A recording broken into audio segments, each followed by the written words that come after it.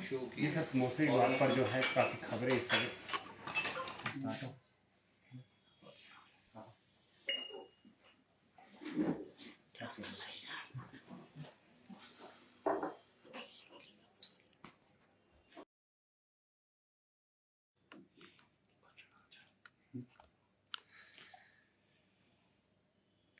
Sir समोसे का जो मुद्दा है काफ़ी सुर्खियों में है। वही नेता प्रतिपक्ष और अन्य जो भाजपा नेता है उनका लगातार बयान आ रहा है, क्या कहना चाहिए?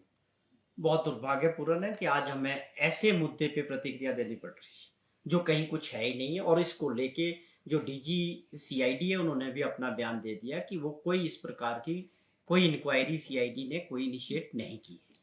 और ये मुझे लगता है कि विपक्ष को भी थोड़ी गंभीरता से अपने काम को लेना चाहिए।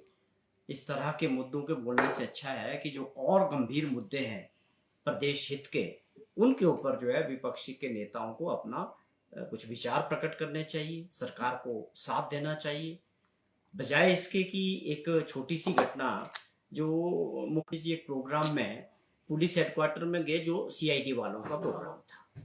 अब आप सभी जानते हैं कि हेल्थ इश्यू को लेके वो कुछ खाते नहीं है बाहर।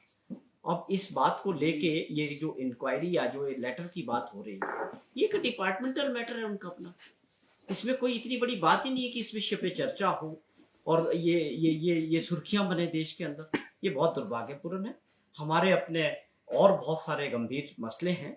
जैसे आप समझे कल भारत के माननीय पावर मिनिस्टर मनोहर लाल खट्टर जी कल शिमला में थे, उनका दौरा था और माननीय मुख्यमंत्री जी के साथ बहुत एक बड़ी सार्थक मीटिंग जो है बड़े इश्यूज को लेके रही, जिसमें हमारे जो पावर प्रोजेक्ट्स हैं उसकी लड़ाई को जो हमारी सरकार और माननीय मुख्यमंत्री जी लड़ रहे हैं। क्योंकि हमारे जो है पिछली सरकार ने जयराम ठाकुर जी की अध्यक्षता में जो इंटरेस्ट थे सरकार ने अपने सरेंडर किए हैं। जो पावर प्रोजेक्ट्स में हमारा आप रॉयल्टी के तौर पे फ्री पावर हमको जो प्राइवेट सेक्टर में जिन लोगों ने लगाए वो भी हमको 12%, 18% और 30% फ्री पावर देते हैं रॉयल्टी के तौर पे। और 40 साल बाद वो जो प्रोजेक्ट होता है वो सरकार को वापस आ जाता है।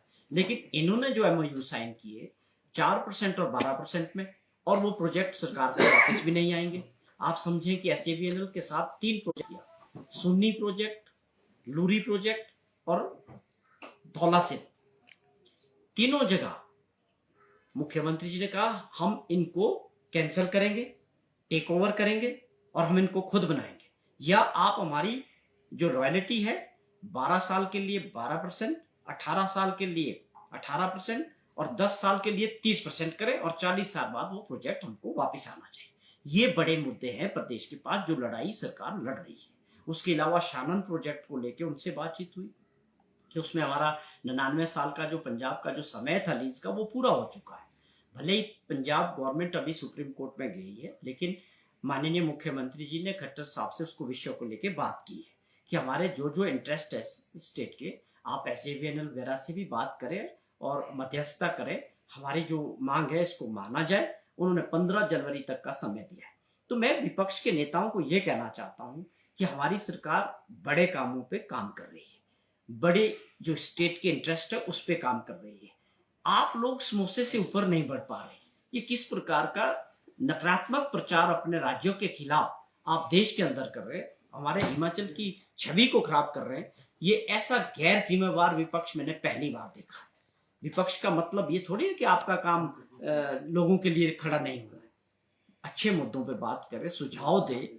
और बड़ी समस्याएं आप तक से लेकर थी, आपकी सरकार है भारतवर्ष की, आप वहां काम करें, मदद करें सरकार की। मेरी ये अपील है इनसे कि इस प्रकार के जो मुद्दे है ही नहीं उन पे आज हमको प्रतिक्रिया देनी पड़ी। ये मुझे बड़ा बुरा लगा और बड़ा दुख भी है। सर वही नेता प्रतिपक्ष का बयान आया है जहाँ का और भ्रष्टाचार का माहौल है इस समय, सरकार जो है भ्रष्टाचार की जांच तो करवा नहीं रही, इस तरह के आरोप। नहीं, जयराम जी की आदत बन गई है कि वो एक बयान डेली दे देते हैं, उसका कोई आधार नहीं होता। हम बार बार उनसे जिक्र कर रहे हैं कि आप 2 साल का अपना कार्यकाल बताएं। विपक्ष का नेता बहुत जिम्मेवार व्यक्ति होता है, उनका पद बहुत जिम्मेवारी वाला होता है।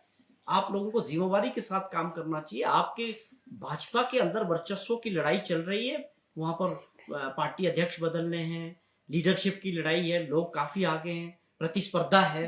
अगले लीडर जयराम जी होंगे, अनुराग ठाकुर जी होंगे, या बिंदल साहब होंगे, या इन सब को ओवरटेक करके नड्डा जी लीडर होंगे। आप इन चीजों के बजाय लोगों का ध्यान भटकाने का जो प्रयास करते हैं, गलत बयानबाजी करके, आपको अपना हिसाब किताब बताने का समय है अभी कि आपने 5 साल में कौन सी योजनाएं प्रदेश में बनाई थी जिससे आर्थिक स्थिति को ठीक किया जा सके। आप बताएं।